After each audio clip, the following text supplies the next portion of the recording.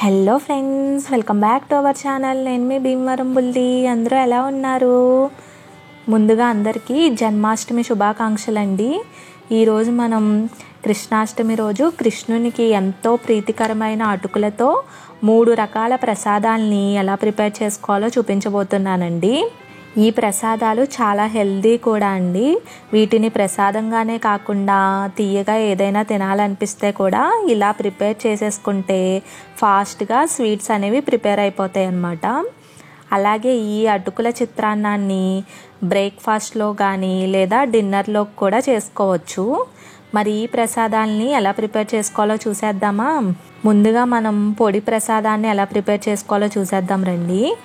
దీనికోసం ముందుగా ఒక ప్యాన్లో 1 టేబుల్ స్పూన్ నెయ్యిని వేసి వేడెక్కాక 7-8 జీడిపప్పుల్ని ఉంటే 6-7 బాదం పప్పుల్ని కూడా వేసి కొద్దిగా దోరగా వేగనివ్వాలండి. ఇలా వేగాక 10-15 కిస్మిస్లను కూడా వేసి కలుపుకుంటూ వేయించుకోవాలి.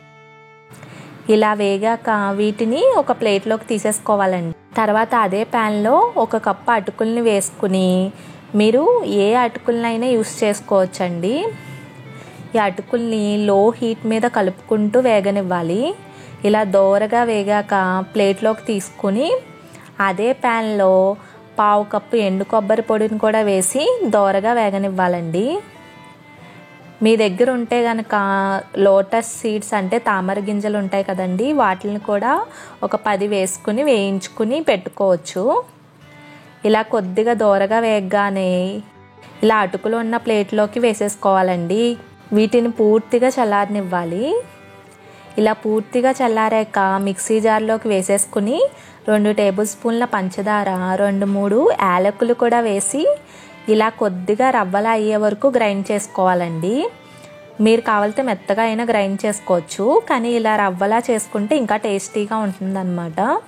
తర్వాత ఇలా ఒక ప్లేట్లోకి వేసుకుని మనం ముందుగా వేయించిన డ్రై ఫ్రూట్స్ని వేసి కలిపేసి బౌల్లోకి వేసేసుకోవాలండి.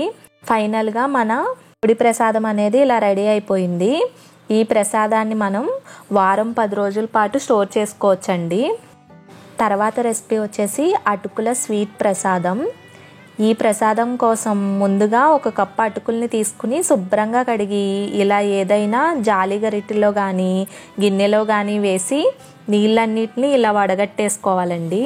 తర్వాత ఒక ప్యాన్లో 1 టేబుల్ స్పూన్ నెయ్యిని వేసి వేడెక్కాక 10 జీడిపప్పుల్ని ఉంటే బాదం పప్పుల్ని కూడా వేసి దోరగా వేగాక 10-15 కిస్మిస్లను కూడా వేసి ఇలా ఒకసారి వేగాక ప్లేట్లోకి తీసి పెట్టేసుకోండి.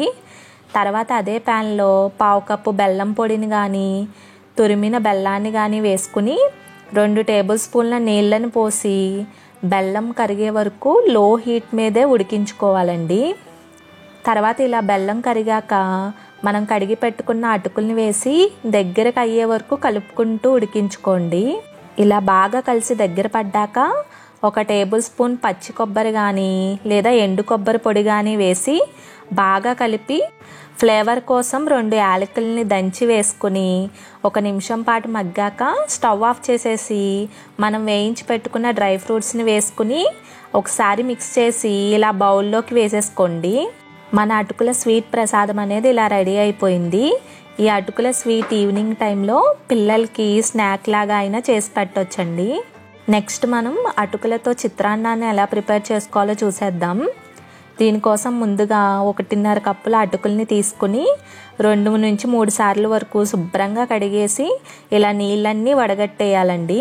అటుకుల్ని అస్సలు నానబెట్టకూడదు. ఇలా కడిగితే మెత్తబడతాయి కదా, అంతే సరిపోతుంది. తర్వాత ఒక ప్యాన్లో 2 టేబుల్ స్పూన్ల నూనెని వేసి వేడెక్కాక 2 టేబుల్ స్పూన్ల వేరుశనగల్ని వేసి వేయించాలి. పల్లీలు వేగడానికి టైం పడతాయి కాబట్టి ముందు వీటిని కొద్దిగా వేయించిన తర్వాత 1 టేబుల్ స్పూన్ పచ్చిశనగపప్పు, 1 టేబుల్ స్పూన్ మినపగుళ్ళు కూడా వేసి బాగా వేగాక 1/2 టీ స్పూన్ ఆవాలు, 1/4 టీ స్పూన్ జీలకర్ర, 4 ఎండుమిర్చి కూడా వేసి తర్వాత 4-5 పచ్చిమిర్చి చిలికలు, 3 రెమ్మల కరివేపాకు కూడా వేసి బాగా వేగాక 1/4 టీ స్పూన్ పసుపు, తగినంత ఉప్పు వేసి బాగా కలిసే వరకు కలిపి మనం కడిగి పెట్టుకున్న అటుకుల్ని కూడా వేసి కలిసే వరకు బాగా కలిపి కొద్దిగా కొత్తిమీర, 1/2 టీ స్పూన్ నిమ్మరసం వేసి ఒకసారి కలిపేసి స్టవ్ ఆఫ్ చేసి ఇలా ఒక బౌల్లోకి తీసేసుకోండి. మన అటుకుల చిత్రాన్నం కూడా ఇలా రెడీ అయిపోయింది. ఫైనల్గా మన 3 ప్రసాదాలు కూడా ఇలా రెడీ అయిపోయాయి. మరి ఈ ప్రసాదాలని ఈ కృష్ణాష్టమి రోజు చేసుకుని శ్రీకృష్ణునికి నివేదించుకోండి. మరి మీరు కూడా చేసుకుని ఎలా కుదిరాయో కింద కామెంట్ సెక్షన్లో చెప్పండి. అలాగే వీడియో నచ్చినట్లయితే లైక్ చేసి సబ్స్క్రైబ్ చేసుకోండి.